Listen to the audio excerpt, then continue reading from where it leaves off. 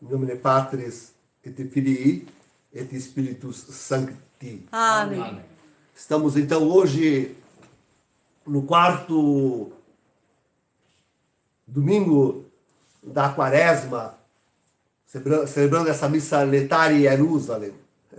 Eu me lembro, já como padre jovem ainda, desconhecendo totalmente essa missa.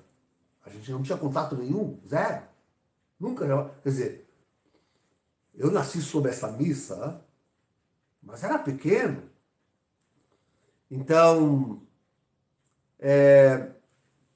mas a gente estudava e para fazer sermão eu estudava muito. Então a gente dizia para os fiéis que esta era a missa letária, né? Missa da alegria, o convite para a alegria.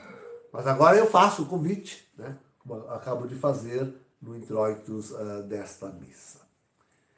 Então, por isso o padre também não está vestido de roxo, mas com uma cor suave.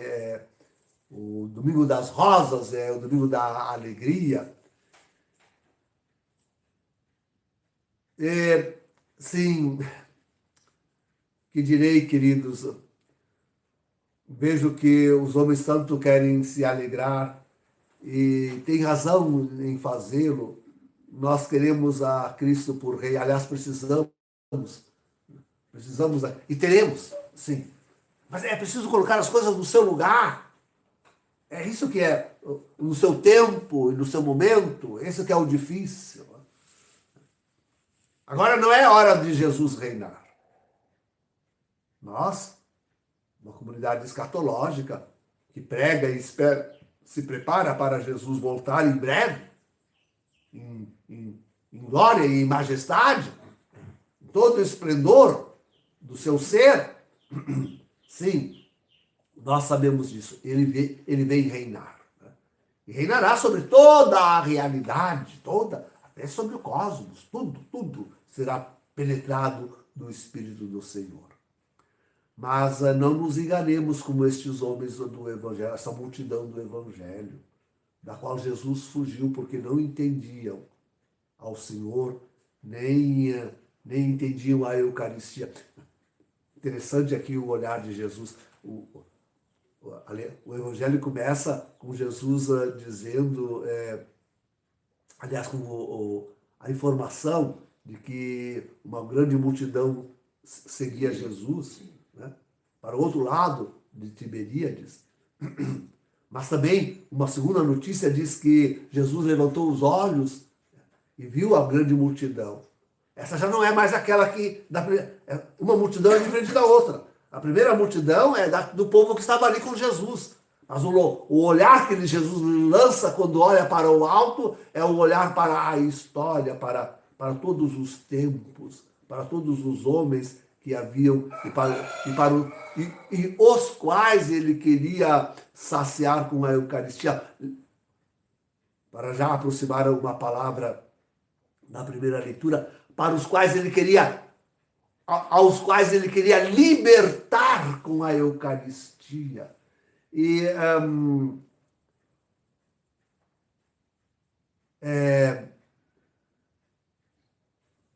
a partir deles, sim, o reino social, não podemos esquecer o reino social e hoje muito menos, não podemos esquecer a nossa mensagem, o reino social de Jesus. Ele queria libertar assim o mundo através daqueles que prepararam, digo melhor então, ele queria, e somos nós, todos nós somos a figura disto, como dizia já no início antes, né? Com a Eucaristia, Jesus queria fazer de nós aqueles que levam ao mundo um exemplo, uma vida de liberdade, já como que antecipada daquele reino que ele vai, da qual viveremos essa liberdade que ele vai inaugurar, nós esperamos em breve. Como isso era importante de entender, quer dizer, quem comunga, através da história, está realizando em si aquela liberdade que o mundo aspira e e procura tantos reinos. Ontem eu falei largamente sobre o que está acontecendo no Brasil, mas cabe tão bem o exemplo hoje também, queridos. Cabe tão bem, porque estamos esperando um grande movimento para hoje. Eu acabo de ler, em São Paulo, está marcado para as 14 horas. Quer dizer, dizia ontem, vai ser um passeio, né? O pessoal sai de tarde, depois do almoço, sai de tarde para passear, né? Tendo dormido bem a noite inteira até meio-dia, levanta e sai de tarde para fazer um passeio com a família, e vai no movimento que reivindica até intervenção militar e sei lá tudo que vão reivindicar. Quer dizer, na verdade, essa gente está procurando um rei, pobre de Bolsonaro. Pobre do Bolsonaro. Um rei neste mundo que usa saci, que lhes dê pão. Não Eucaristia. Não Eucaristia. Queridos, sinto dizer-lhes, mas já adianto o resultado do dia de hoje. Nada. Esse é o resultado. Nada. Acham que o Supremo Tribunal Federal vai tremer? Não, não vai tremer. Continuarão fazendo as suas besteiras. No máximo, o que conseguiríamos no Brasil, a essas alturas, um pouco, e talvez nem tão pouco assim, de derramamento de sangue. Mas a verdade é que já vivemos o reino deste mundo, não o reino de Deus, mas o reino deste mundo. E o reino deste mundo é o comunismo. O reino deste mundo é a nova ordem mundial sendo implantada. E para isso, o Brasil caminha a passos fortes, decididos. Não sei o que acontecerá com o Bolsonaro. Temo adivinhar que possa ser realmente algo muito ruim, muito ruim. Então, no caso, o problema é o Brasil entrar em grande convulsão, que é o que a grande elite mundial espera, que nós entremos em grande convulsão. Porque eles precisam do Brasil colaborando para a nova ordem mundial. Então, procurássemos nós verdadeiramente a Eucaristia, mas as nossas igrejas continuam fechadas. Ontem ainda havia um videozinho de um bispo celebrando com 5 pessoas e o agente sanitário entrando, portas fechadas, né? Portas fechadas dentro de uma grande igreja, o agente sanitário entrando e interrompendo a missa. Mas o que é isso? O que é isso? Não, o mundo está convolto, a igreja está convolta. Sim, eu queria falar uma palavra sobre a igreja hoje ainda. Não estou dizendo notícias boas, nada de alegria, né? A alegria fica para o retorno de Jesus, não antes. Hoje nós só representamos. Nós celebramos a Eucaristia e mostramos que isso é possível presente quando está Jesus presente na Eucaristia. Mas a verdade é que as nossas igrejas estão fechadas. E fechadas por ordem de Roma. Nós ficamos acusando governadores e prefeitos, presidentes e ministros dos países, pelo fechamento das igrejas. Mas a ordem partiu do palácio, como diz Pedro Regis em Anguera, partiu de Roma, partiu, de Bergoglio. Ontem ele fez 8 anos de pontificado. Então, avançamos para o 9º ano. Queridos, que celebração esta, de 8 anos de pontificado de Bergoglio. Lembro que os 2 primeiros anos a gente ainda o defendia. E procurava explicar ao povo e traduzir as palavras as bobagens e as heresias que este ímpio dizia. Já desde o início ele abriu a boca e só saía besteira, só saía bobagem, nada da fé católica, desde o início, desde o início.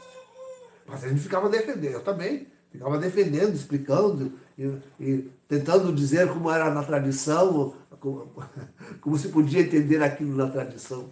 Os 2 primeiros anos foram assim. Eu dei o primeiro passo decidido para trás com este homem, com aquela primeira exortação apostólica apóstolo-sinodal, eu nem lembro mais o nome, Verbum Dei, né? Não, Dei Verbum. Não, qual foi a primeira exortação? Ecclesiam Dei, não. Hã? Amoris Laetitia? Não, Amoris Laetitia é outra. Aí eu dei o passo decisivo. Aquela primeira onde ele realmente expôs aí o seu programa de destruição da Santa Igreja Católica. Lá se via nitidamente, ali estava descrito como este homem queria, odiava e queria destruir a Santa Igreja Católica. Baseando-se com 2 grandes pilares para a destruição. Isto é, a paz no mundo, a paz no mundo, e para a paz no mundo ele quer a reunião de todas as religiões, e de todas as instituições, e de todas as realidades, mesmo aquelas políticas, e a saciar a fome, olha o evangelho de hoje, e saciar a fome de todo o mundo, sem mais pobres. E como ele quer isto, bom, hoje Bergoglio é explícito com uma nova ordem mundial, uma nova ordem mundial. Já está lá no primeiro documento, na primeira exortação sinodal pós-apostólica deste homem. Então, o passo decisivo, onde se encontra a heresia dele, é em Amoris Laetitia. Ali sim, ali já temos a heresia formal. Que ele diz que ele faz, conspurcando a Eucaristia, sobretudo contra o matrimônio. Ali tem todas as aberrações, até a aberração gay, até o matrimônio homossexual, está lá. Vejam lá a famosa nota de rodapé número 51. E ali está tudo contra a moral, contra a Sagrada Escritura, contra o matrimônio, contra a santidade da Eucaristia. Porque gente que vive amasiadamente, os divorciados, recasados, podem se aproximar da Eucaristia. Ali está tudo, ali está todo. Quem não se escandaliza com Amoris Laetitia está compaginando com este homem. Está fica na contra-igreja. É ali que a gente deve dizer, não, este homem é um antipapa. Ele é um antipapa. Só no C. Se ele tivesse sido eleito canonicamente e não o foi, já na sua eleição foi uma burla canônica, depois é que ele ficou sabendo, quando foi ver o que tinha acontecido, a máfia de St. Gallen, com própria confissão de mais de um corruptor da eleição, mais de um, McCarry, aquele outro, como é que é, o bispo aquele, McCarry,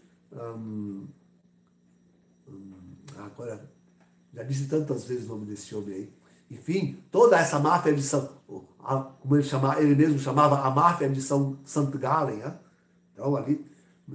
Mas se não tivesse sido, se não fosse o usurpador do trono de São Pedro, ele teria decaído imediatamente pelo próprio fato de publicar Amoris Laetitia. Não se esqueça que com Amoris Laetitia caiu o Miller, o prefeito da congregação, um bobalhão que até hoje não enxerga e apoia Bergoglio. O Miller, tu és um bobalhão. Apoiando ainda. Então, sim, com Amoris Laetitia temos o cisma tremendo, terrível, que ninguém quer enxergar, ninguém quer ver, ninguém quer confessar. Ele fica provocando de vez em quando, né?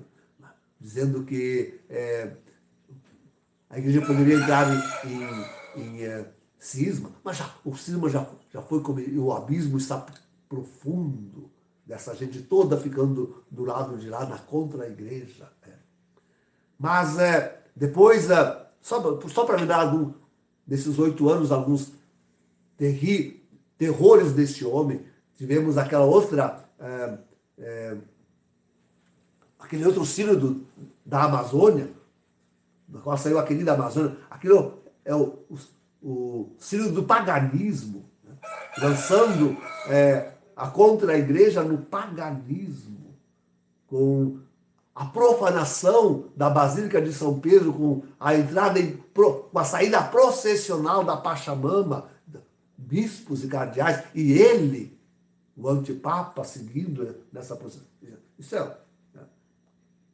lançando, com a querida Amazônia, ele lança a contra-igreja no paganismo, na adoração de falsos deuses. Falsos deuses. Então, nada a comemorar, nada a comemorar. Como último, como um terceiro, só para dar alguns exemplos do que esse homem faz, e ainda tem gente que não quer ver, né? Grandes doutores que não querem ver, meu Deus do céu, inclusive, seja dito, grandes doutores que se dizem tais, inclusive Bento XVI. Temos aí a Fratelli Tutti, por fim temos aí a Fratelli Tutti, onde a última pá de cal é lançada sobre o túmulo da igreja, dessa contra-igreja, onde se acaba com o batismo, se acaba com a igreja. E que seria essa última viagem ao Iraque que ele, com tanto sucesso que ele fez agora, se não dizer que todas essas religiões são iguais, todas essas religiões, é tudo a mesma coisa. Não importa nem um pouquinho ser católico, muçulmano, batuqueiro, ou o que quer que seja, tudo é irmão em Deus, é o mesmo Deus. O diabo, Lúcifer e Deus são um só. Aliás, Lúcifer é Deus. Daqui a pouquinho chega-se a isso. Lúcifer é Deus. Então, esse é o reino que queriam de Cristo. O reino nesse mundo. É tanta a pressa. Nós temos tanta pressa, né, queridos? Estamos pedindo que o Senhor abrevie esses dias terríveis que já estamos vivendo e que logo inaugurarão os grandes e mais terríveis eventos. Mas temos pressa nós. Mas o mundo sempre teve muito mais pressa, já no tempo de Jesus, querendo fazer um rei. Mas a molde deste mundo. A molde deste mundo. E isso não traz bem algum para a humanidade. Isso não é a glória da igreja. Queridos, por isso diz a primeira leitura, nós somos filhos da Jerusalém celeste. Se nós entendêssemos isto, que a Jerusalém, eu vejo tanta gente olhando para Jerusalém, até podemos olhar, olhando para Jerusalém, olhando para Israel, mas não entende que o Novo Testamento deu um passo, nós somos o Israel de Deus. Não entende que a Jerusalém que importa é aquela que vem do alto, que descerá e estamos esperando, estamos de olhos levantados esperando que ela venha do céu, de junto de Deus. Esta é a nossa mãe, esta é a nossa cidade. Esta é a nossa cidade, na qual viveremos eternamente com Deus. Enquanto não pensarem assim, serão os filhos da escrava, da Jerusalém da terra, serva, promotora, com o seu sionismo, com a sua maçonaria, com os seus iluminatis, promotores do reino deste mundo que está por estabelecer-se fortemente. Né? Fortemente. Então, se nós temos motivo de nos alegrar, e temos, é com a Eucaristia, que ainda celebramos. E vamos continuar celebrando. Ninguém nos impeça. O Senhor mande os seus anjos para não deixar que venham aqui nos impedir de celebrar a Eucaristia. Vamos continuar celebrando a Eucaristia.